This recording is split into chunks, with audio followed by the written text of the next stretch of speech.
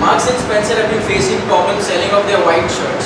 So what we are expected to do is recolor those white shirts, get it back to the retail outlet and sell it back.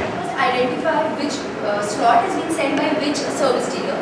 He's going to physically inspect whatever is got. Like he will calculate the damages, send the report according to each service dealer. The retailer is going to receive the report, he's going to calculate whatever final payment according to the Incoterms and all. And accordingly send the payment to the service dealer. The work of the service dealer ends. The next part is the calculate margin.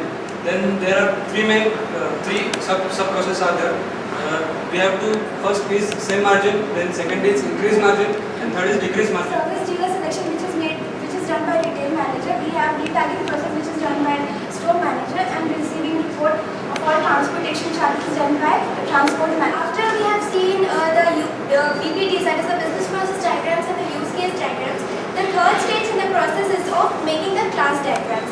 In this, we take several classes which are the main functions or the actors involved in the whole process. So for example, if this whole para consists of the attributes of the service dealer.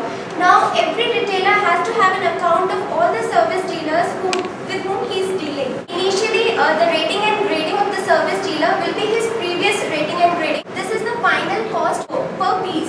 That means whatever code has been charged by the service dealer will constitute of the final cost he is charging for per piece. That is recoloration of per piece of good.